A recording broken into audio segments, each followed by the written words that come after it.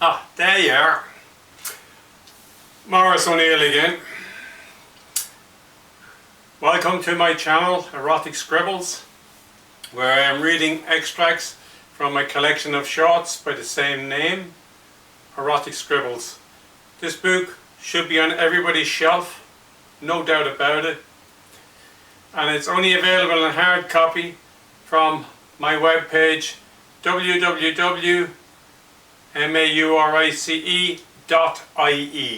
IE stands for Ireland. I am Irish, here on a visa. Loving America, great country. Now, this is off the bat, this is not for children or people who are easily sexually offended. My book is deliberately written to expand one's horizons, to challenge one's thoughts, and just to show that there is different genres of sex. I make no apology for the contents thereafter. Today I'm going to read two short extracts. Man at an intersection and rape requires two.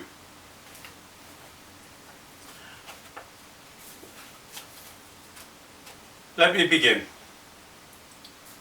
Man at an intersection, age 175.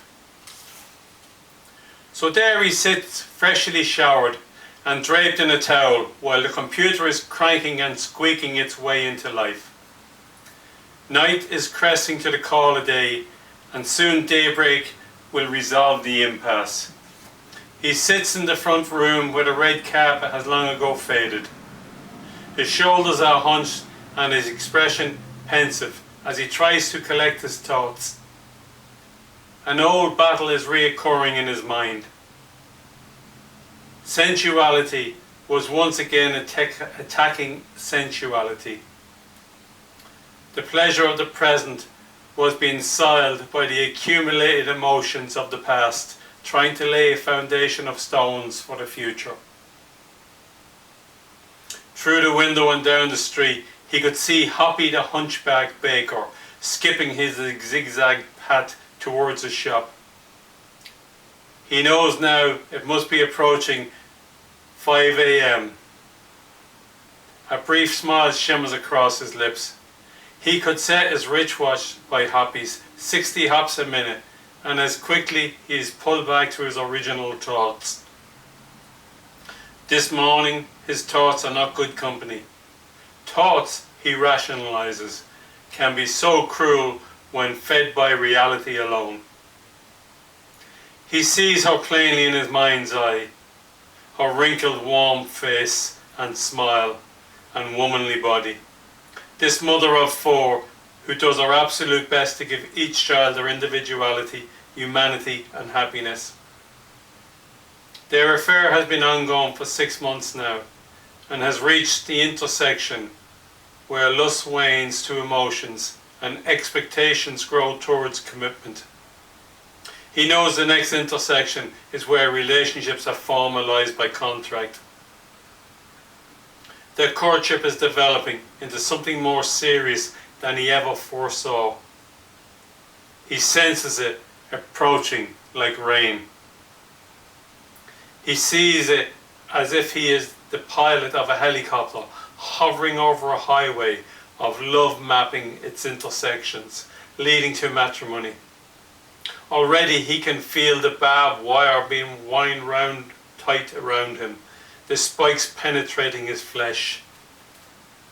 He can hear alarm bells echoing in his thoughts, and it terrifies him.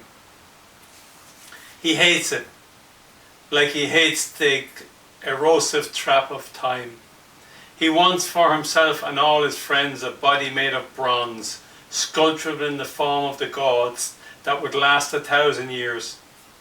Time is so fickle and accelerant and yet so relentless. Time was cancer, he decided.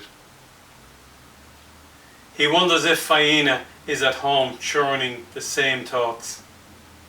He had to admit that she has touched him deeply.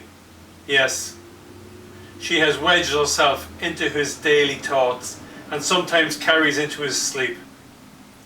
How do you deal with someone who sinks grappling hooks into your heart to stroke your passion? He has known her beauty for many months, but he honestly never intended imposing his temporary nature on her. But he did not want to offer friendship. Can't she understand her warmth is as attractive as her body is luscious? Fucking her is wonderful. Their bodies touch with such understanding. It's fun and alive. She laughs and plays like a true friend. Surely it means that she was seeking what he was seeking. That they were listening to their own and not collective needs. This morning he sees her with clinical eyes. She will try to change him in subtle ways, but even she cannot educate a crow to be a parrot. He thinks she is so fucking hot and that he's privileged to have shared warmth with her. She is his special companion with the velvet touch, caring eyes and playful nature. He wonders what she is doing this instant. Is she in bed dreaming of them? Strolling hand in hand along the river bank that winds up to Coddington's old mansion? So many places from his childhood that he wishes to share with her. So many more things he wants to do with her. To cover her body with ice cream and lick her clean. To watch her straddling him, her tummy on his as she clenches on his pleasure. To shower her and afterwards lay her on the bed and probe her love with his tongue. To hold her body close to his and whisper in her ear. All this and so much more. But time is running out.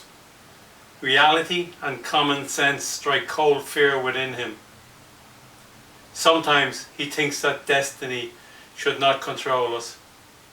Perhaps our emotions are random, frivolous flowers in search of excitement, but once found, they slowly wither.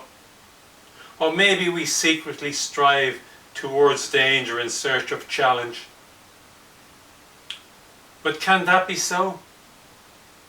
Is it not happiness that motivates us? Such is the confusion of his thoughts this morning. Yet he sits there with strong desire to hold her in his arms and to touch his lips to hers. To lead her by the hand up the stairs and make slow, lazy love to her with a gentle, almost unperceivable rhythm. Yes, these thoughts are churning in his mind this morning.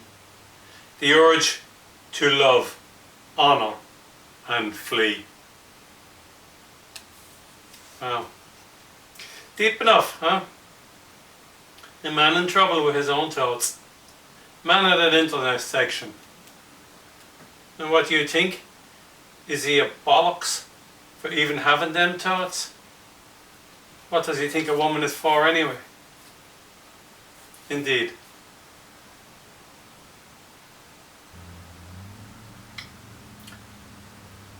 Next story, rape requires two.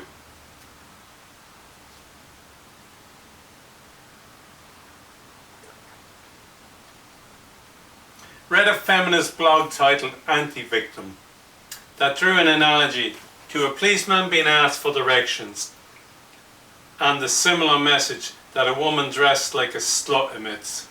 Certainly a very bizarre choice of analogy stories, but each to their own, as my dear mother would say when she didn't want to discuss an issue any further.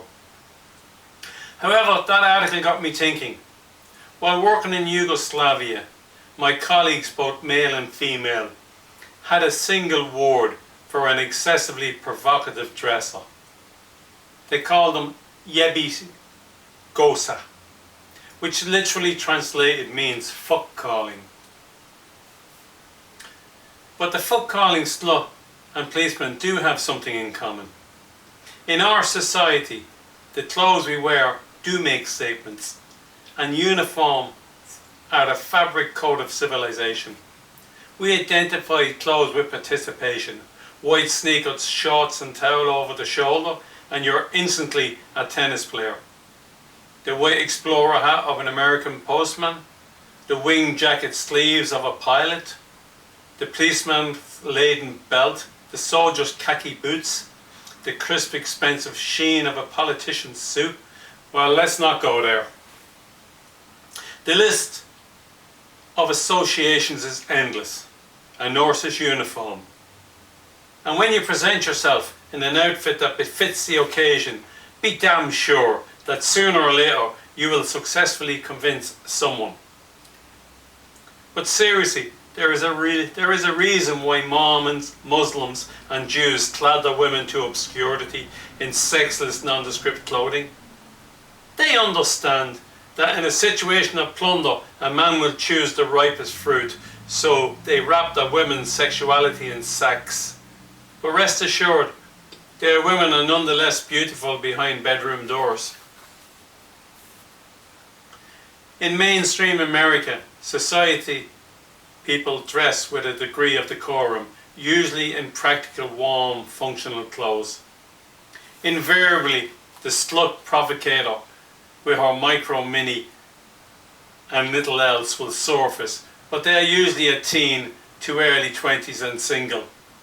The beautiful ignorance of youth.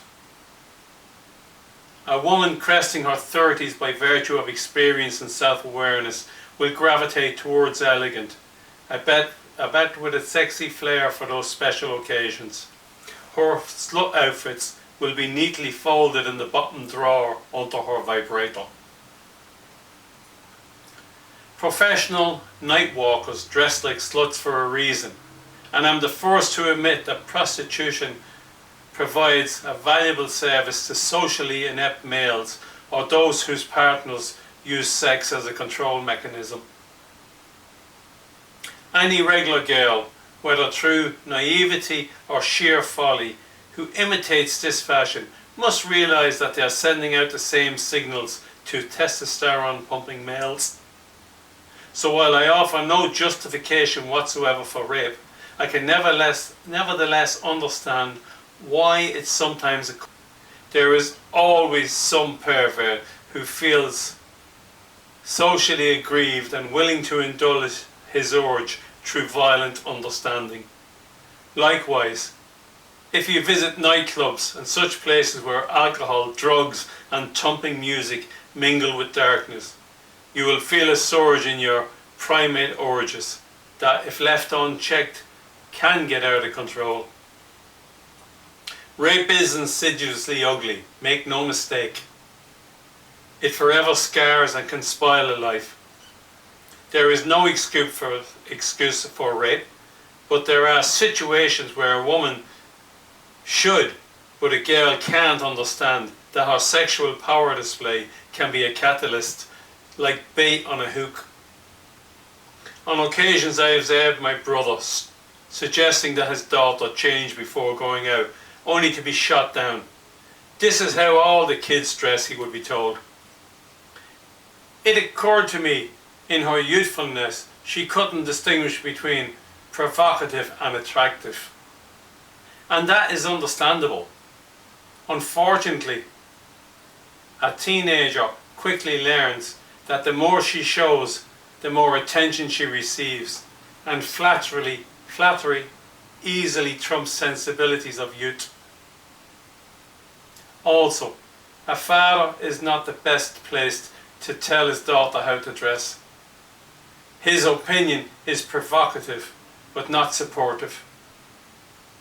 Better it come from another woman. It's more a mother's responsibility.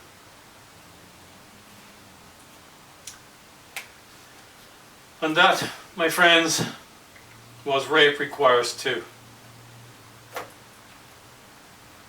Women will perhaps disagree strongly, men may disagree less strongly, or may agree.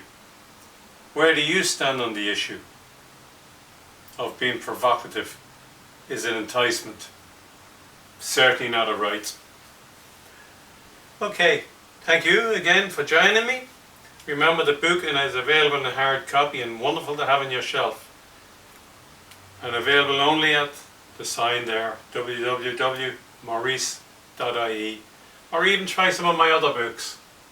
And if you're a Kindle reader, you will find all my books, including Erotic Scribbles, in Barnes & Nobles, Amazon, and all good outlets. Again, thank you for joining me. See you again soon. Ciao. Now back to me tea.